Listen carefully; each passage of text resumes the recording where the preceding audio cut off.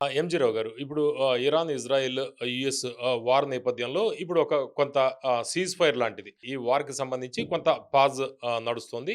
US Trump announce చేశారు. అయితే Israel మాత్రం దాడులు కొనసాగిస్తూనే ఉంది. ఇప్పుడు పీస్ డీల్ ఎలా ముందరకు వెళ్ళే అవకాశం ఉంది? ఎందుకంటే ఐఆర్‌జీసీలో కూడా కొంత చీలిక, ఇరాన్ రెవల్యూషనరీ గార్డ్ కార్ప్‌లో కూడా కొంత చీలిక వచ్చిందనేది జరుగుతుంది. అంటే ఇరాన్ పరిస్థితి ఏంటి? ఇప్పుడు యూఎస్ పీస్ డీల్ ముందరకెళ్తుందా? ఎందుకంటే మొదట్లోనే యుద్ధం స్టార్టింగ్ ముందరలోనే పీస్ డీల్ గురించి వాళ్ళు ఆల్రెడీ ముందర పెట్టారు ఇరాన్ ముందర. అయితే అది ఫెయిల్ అయింది జెనీవాలో.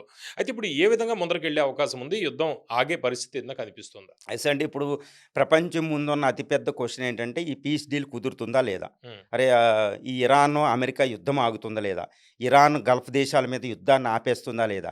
ఇజ్రాయెల్ కూడా కన్విన్స్ అయ్యి ఇరాన్ మీద యుద్ధం ఆపుతుందా లేదా? కేవలం ఇది ట్రంప్‌తో ముడిపడింది కాదు. హ్మ్. కేవలం ఇది ఇరాన్‌తో ముడిపడింది కాదు. ఇజ్రాయెల్ అక్కడ ఒప్పుకోవాలి. ఇజ్రాయెల్ ఒప్పుకుంటే ఇప్పుడు Gulf countries Saudi Arabia, UAE, ఖతార్‌లు వాళ్ళు యుద్ధానికి వస్తానంటున్నారు. అంటే ఆల్రెడీ ట్రంప్ అతిపెద్ద తప్పు చేశాడు. అనవసరంగా వెస్ట్ ఏషియా అనేది ఒక పెద్ద బురద కుంటనమాట. ఇట్స్ హ్మ్. చాలా దారుణమైన ఏరియా. ఈ ఏరియాని అనవసరంగా ఆయన రెచ్చగొట్టాడు. ఈ opened up the Pandora box అనమాట. ఇప్పుడేదో ట్రంప్ నేను యుద్ధానికి ఈ నుంచి బయటికెళ్ళిపోతానంటే, మళ్ళీ ఈ పండోరా బాక్స్ ఓపెన్ చేసిన పండోరా హ్మ్. బాక్స్ వదలదు. చాలా కాంప్లెక్స్ ఇష్యూనని టచ్ చేసేసాడు.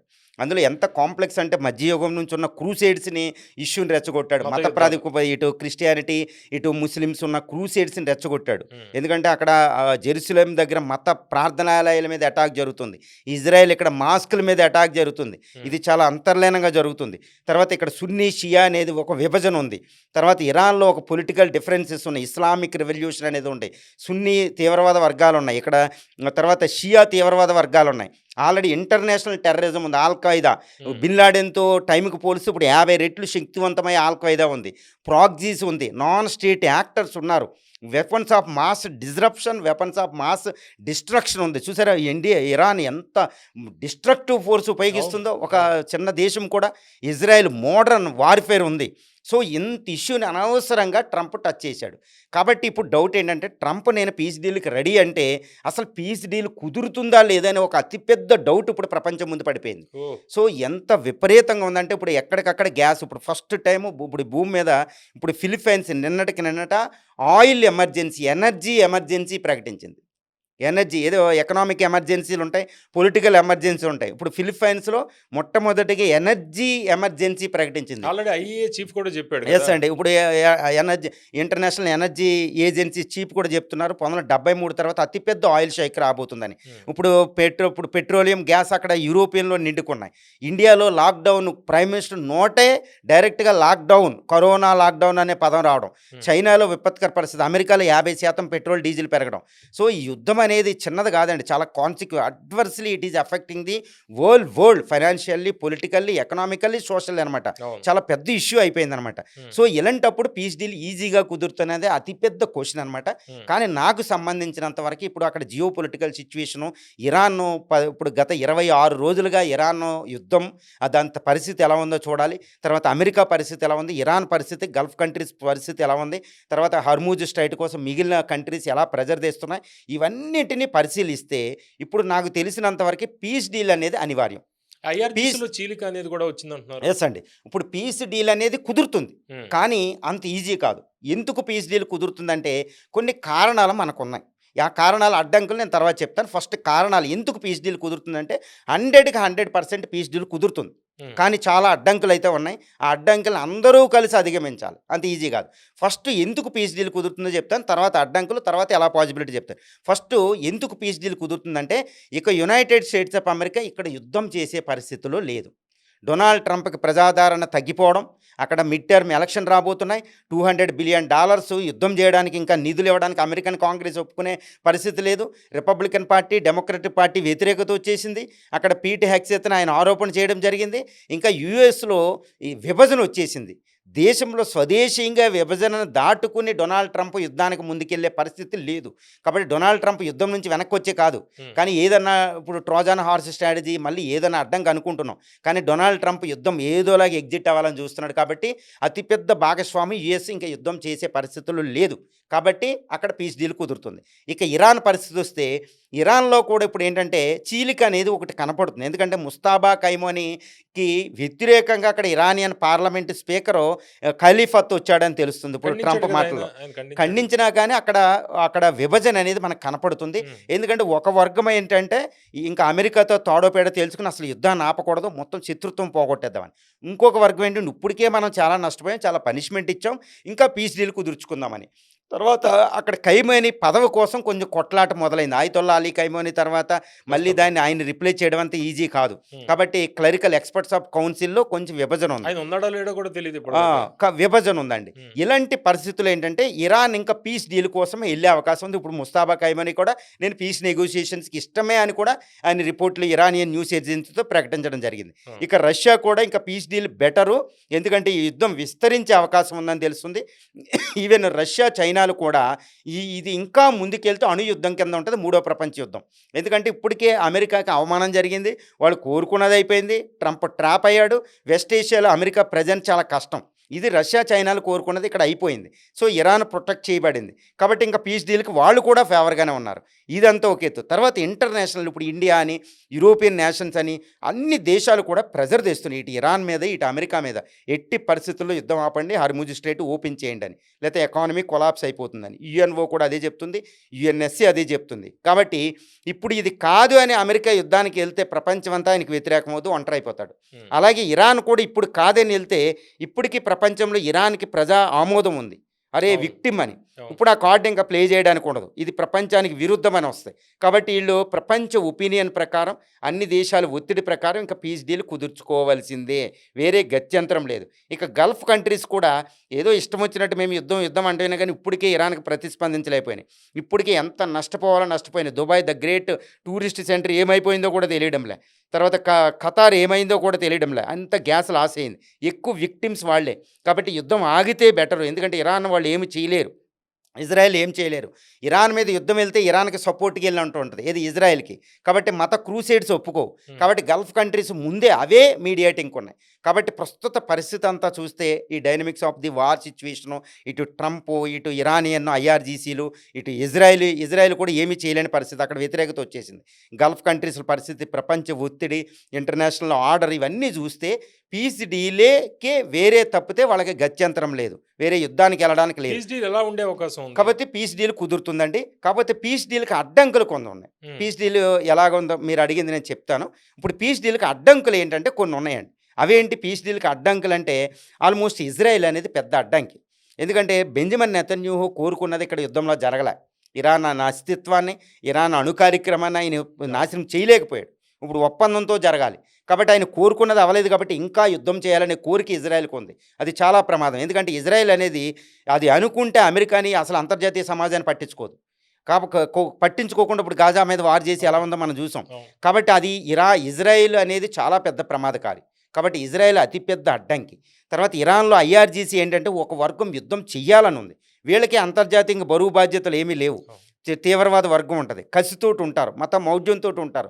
కాబట్టి వీళ్ళు ఒప్పుకోకపోతే ఏంటి పరిస్థితి అనేది ఎవరి దగ్గర సొల్యూషన్ లేదు. వాళ్ళని నాశనం చేసే శక్తి అమెరికాకు కూడా లేదు. సో ఇలాంటి సందర్భంలో ఈ 2 అతిపెద్ద ప్రధానమైన అడ్డంకులని చెప్పొచ్చు.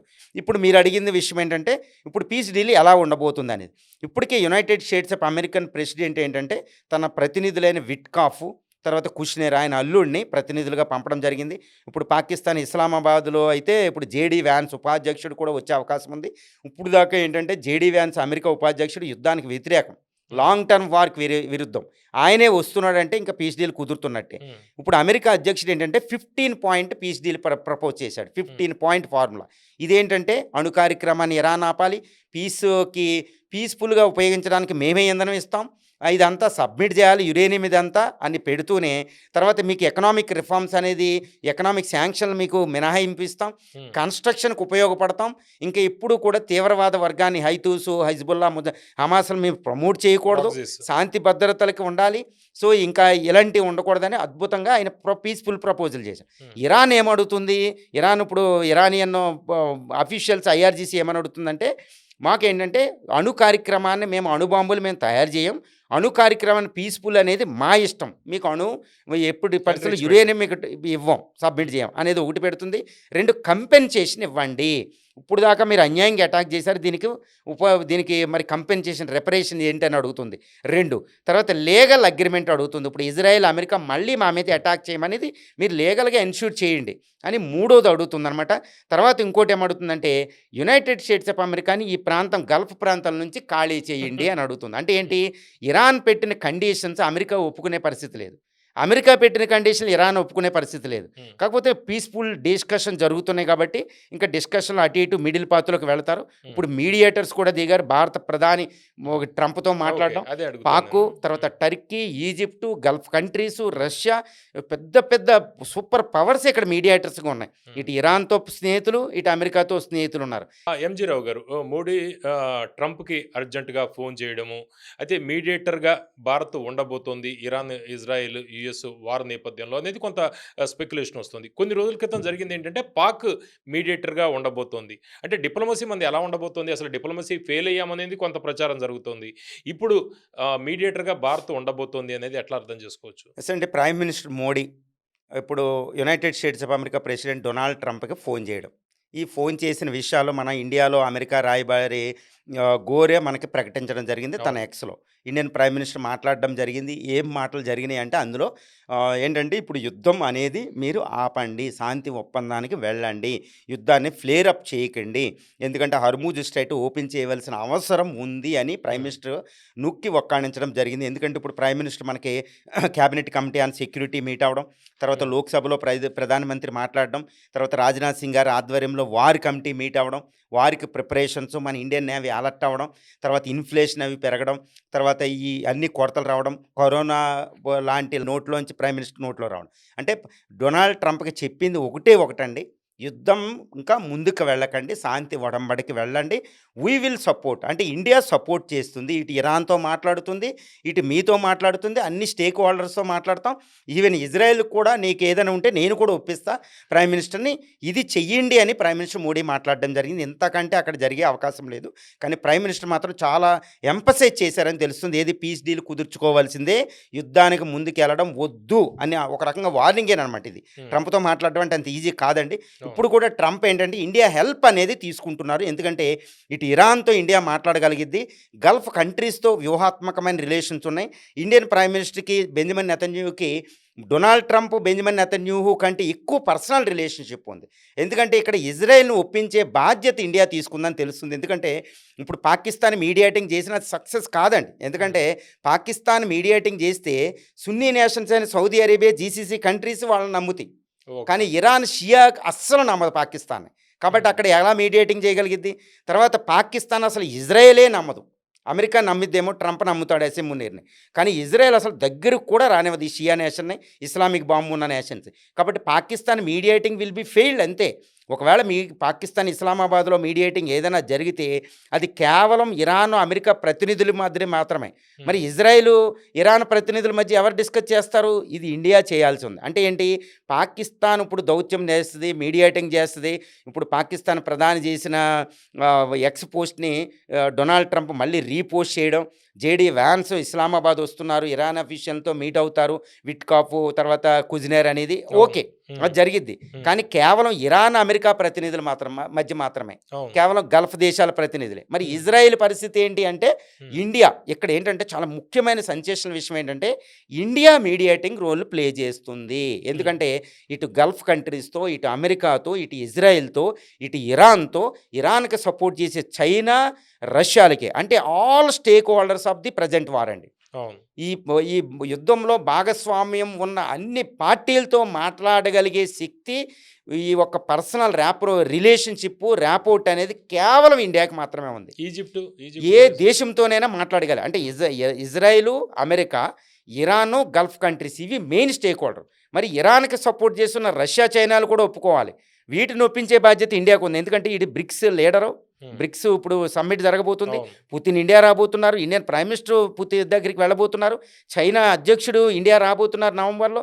ఇక్కడ బ్రిక్స్, ఇవన్నిటితో మాట్లాడగలిగే శక్తి కేవలం ఇండియాకు ఉంది. ఇటు ఇజ్రాయెల్‌తో, ఇటు అమెరికాతో.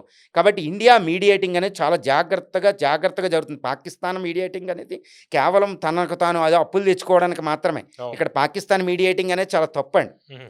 అది తనకు తాను రక్షించుకోవడానికి. కానీ ఇండియా మీడియేటింగ్ ఏంటంటే ప్రపంచ శాంతికి ఇండియా టేకప్ చేసుకుంది ఈ విషయాన్ని. కాబట్టి ఇండియన్ ప్రైమ్ మినిస్టర్ ఇప్పటికే మనం చూస్తున్నాం యుద్ధం మొదలైన తర్వాత ఇండియన్ ప్రైమ్ మినిస్టర్ రష్యన్ ఇటు ఇరానియన్ ప్రెసిడెంట్ పెజాస్కియన్‌తో 2 టైమ్స్ మాట్లాడడం జరిగింది. తర్వాత మన ఎస్ జయశంకర్ గారు ఇరానియన్ అబ్బాస్ అరాక్చి వాళ్ళ ఫారెన్ మినిస్టర్‌తో మాట్లాడడం జరిగింది. ఇటు ఇజ్రాయెల్‌తో, ఇటు జోర్డాన్ కింగ్‌తో, ఇటు యుఏఈ, ఈ తర్వాత ఈ కంట్రీస్ అన్నిటితో ప్రైమ్ మినిస్టర్ మాట్లాడడం జరిగింది. అమెరికన్ గోరు ఇక్కడ రాయబారి చాలా కీలకమైన నేత అనమాట అమెరికా ట్రంప్‌కి.